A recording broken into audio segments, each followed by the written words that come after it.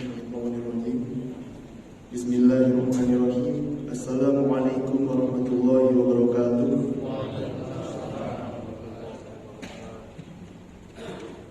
Innal hamdalillah nahmaduhu wa nasta'inuhu wa nastaghfiruh wa na'udzu billahi min shururi anfusina wa min sayyiati a'malina. May yahdihillahu fala mudilla lahu wa may yudlil fala hadiya lahu. Asyhadu an la ilaha illallah wa asyhadu anna Muhammadan abduhu wa rasuluh la nabiyya ba'dahu amma ba'd. Wa qala Allah ta'ala fil Qur'anil Karim, a'udzu billahi minasy syaithanir rajim. Innal ladzina yakhshawna rabbahum bil ghaibi lahum maghfiratun wa ajrun kabir. Shadaqallahul azim. Baiklah, para jamaah yang insyaallah dirahmati oleh Allah Subhanahu wa taala. Mungkin seringkali kita tidak menyadari ya bahwasannya eksistensi kita, keberadaan kita ini saat kita sendiri terutama itu merupakan sesuatu yang lumrah terjadi begitu saja atau yang terjadi secara fitrah. Namun jika kita renungkan kembali, kira-kira apa amalan apa saja yang kita lakukan selagi kita sendiri, atau kemaksiatan apa yang telah kita lakukan dikala kita ini sendirian.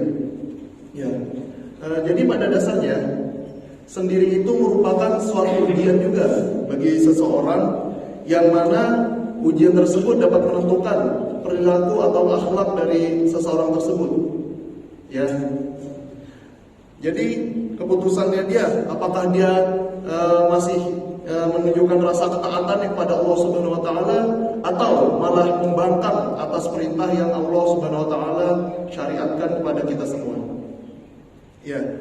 Karena pada dasarnya hawa nafsu kita itu selalu memberikan dorongan untuk melakukan sesuatu yang berlabel akhlakul mazmumah, ya.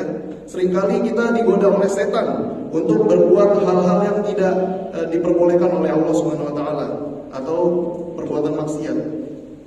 Ya. Kita saat sendiri pun tiba-tiba mungkin memiliki pemikiran yang tidak sepantasnya kita berbuat. Nah, maka dari itu salafus sholih yang mana yang hidup pada zaman sahabat dulu, justru mereka tuh sebaliknya dibandingkan kita zaman sekarang. Mereka itu malah lebih takut, mereka lebih was-was, lebih khawatir kepada Allah Subhanahu wa taala ketika mereka sedang sendirian dibandingkan mereka di hadapan orang lain.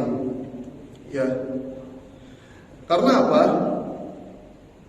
Karena memang mungkin pada dasarnya ini adalah dorongan naluriah dari jiwa manusia, yang mana kita tuh berbuat baik ataupun berbuat sesuatu itu dikala di depan itu ada orang lain yang memperhatikan, atau kita berbuat sesuatu atas dasar masih mengharapkan rasa pujian atau rasa terima kasih dari orang lain. Nah, maka dari itu mungkin perlahan-lahan kita hilangkan seperti itu, dan insya Allah kita tidak memiliki jiwa ria seperti yang saya sebutkan tadi. Ya. Ada juga hadis yang mengatakan bahwa yang meriwayatkan ini adalah Abu Daud. Ya, semoga saja kita tidak termasuk dalam golongan yang diriwayatkan oleh Abu Daud ini. Jadi hadis ini mengatakan bahwasannya pada suatu hari nanti, yaitu pada hari kiamat, akan ada seseorang laki-laki yang membawa pahala sebesar gunung Tihamah, ya. Bisa dibayangkan bagaimana besarnya. Membawa pahala sebesar gunung Tihamah. Namun lantas tiba-tiba Allah Subhanahu wa taala menghancurkannya secara cuma-cuma pada saat itu.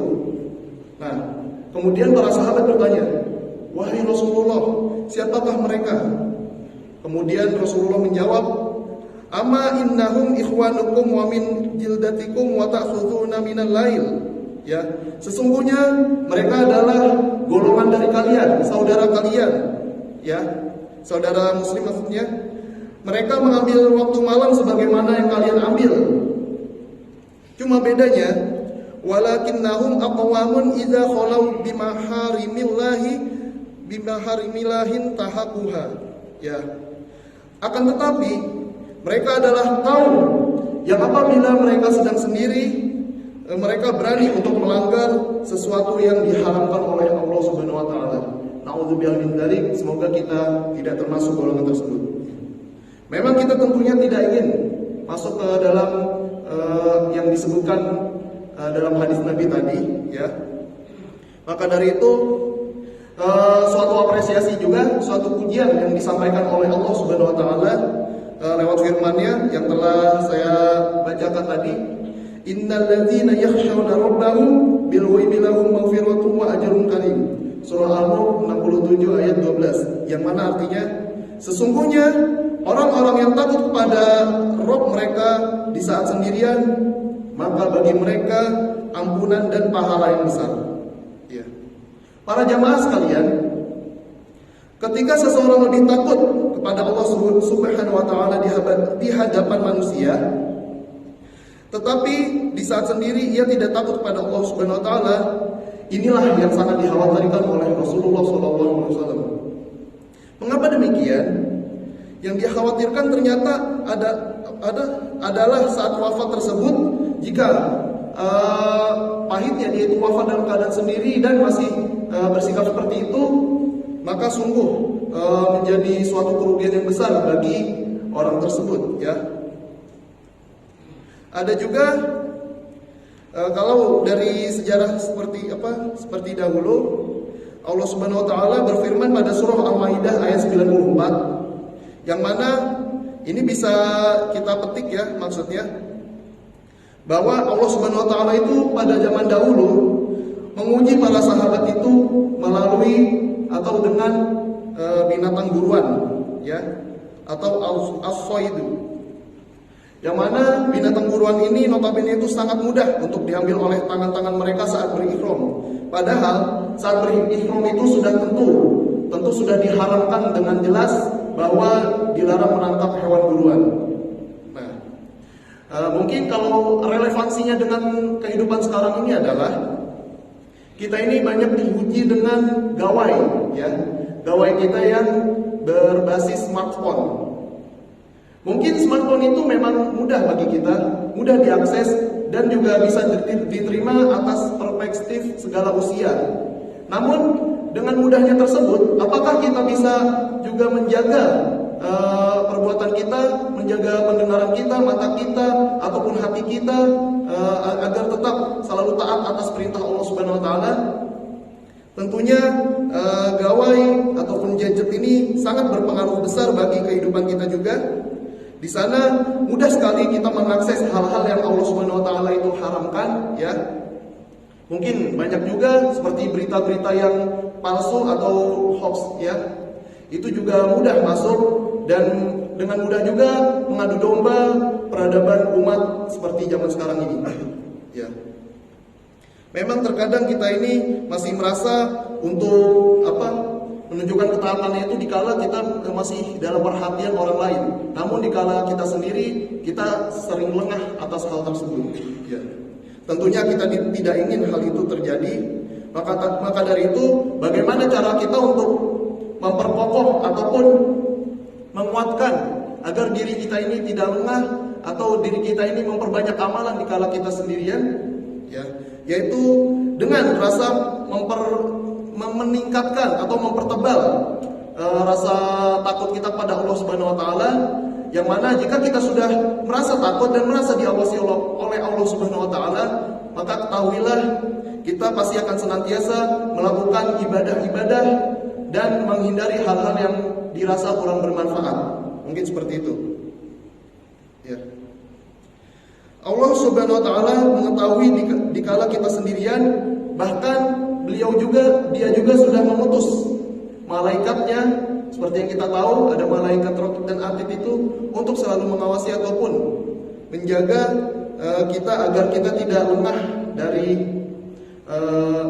zikir pada Allah Subhanahu wa taala. Ya. Bayangkan saja kalau kita nanti tiba-tiba dipanggil ke hadapan Allah Subhanahu wa taala, namun dikala kita sendirian itu kita tidak mempersiapkan bekal yang cukup untuk dihadapkan atau dipertanggungjawabkan kepada Allah Subhanahu wa taala. Nauzubillah min dzalik. Maka jemaah sekalian, jika kita sendirian ini ada kalanya kita mungkin menunjukkan rasa takwa kita yang luar biasa. Ini merupakan peluang juga bagi kita. Bahkan ini bisa menjadi ladang ibadah. Ternyata segala aktivitas yang kita lakukan nanti itu akan bisa kita jadikan sebagai ladang ibadah, asalkan memang sesuatu yang kita lakukan ini diniatkan atas dasar karena Allah Subhanahu wa taala, atas dasar kita ini mengharap ridhonya, atau bukan atas dasar perhatian atau pujian dari manusia. Ya. Terlebih lagi, berhubung kita juga sudah di penghujung bulan Ramadan, ya. Ada mungkin ibrah yang menarik, yang mana yang waktu itu telah terjadi pada zaman Nabi dahulu, bahkan setelahnya, yaitu zaman salafus sholih, ya. Ibnu Rajab Al-Hambali menggambarkan kondisi salaf pada zaman dulu ketika mereka tuh sudah menyadari bahwa Ramadan itu telah kian bepergian ataupun sudah hampir habis, ya, waktu Ramadannya. Mereka itu malah merasa bingung. Kita ini harus sedih atau gembira gitu. Apakah kita ini layak untuk bersedih atau gembira? Ya. Mengapa demikian? Karena pasalnya pada momen demikian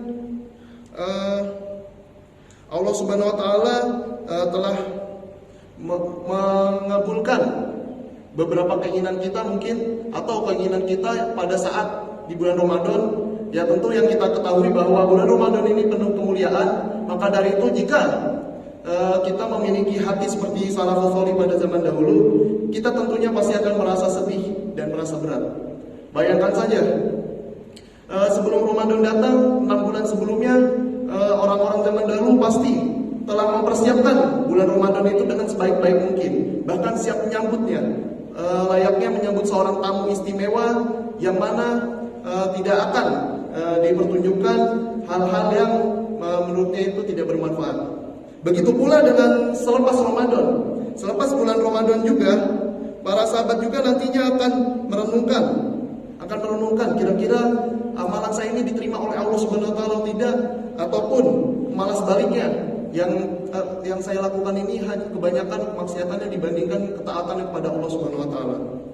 Nah, fenomena lain yang tak kalah menarik itu ketika Wahab bin Al-Warad melihat suatu kaum yang tertawa di hari Idul Fitri. Kemudian ia berkomentar tentunya, jika puasa mereka diterima, bukan seperti ini kondisi orang yang bersyukur. Ya. Bukan seperti ini yang mereka tunjukkan layaknya. Jika tidak diterima, maka bukan demikian perbuatan orang takut. Bayangkan, tertawa di bulan yang biasa saja disebut dengan kemenangan saja. Menjadi catatan tersendiri bagi ulama salaf.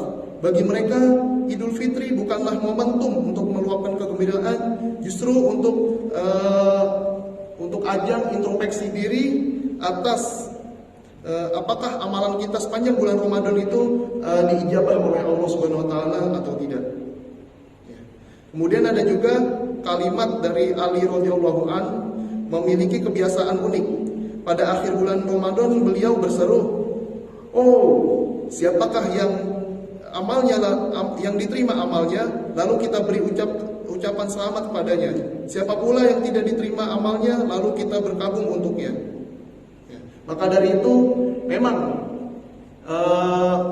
jika kita bisa mengilhami dari kejadian tersebut atau fenomena tersebut pada zaman salafus sholih, tentunya kita juga tentunya semakin meningkatkan rasa was-was kita, rasa kewaspadaan kita selepas kita ditinggal oleh bulan Ramadan atau bulan yang mulia ini.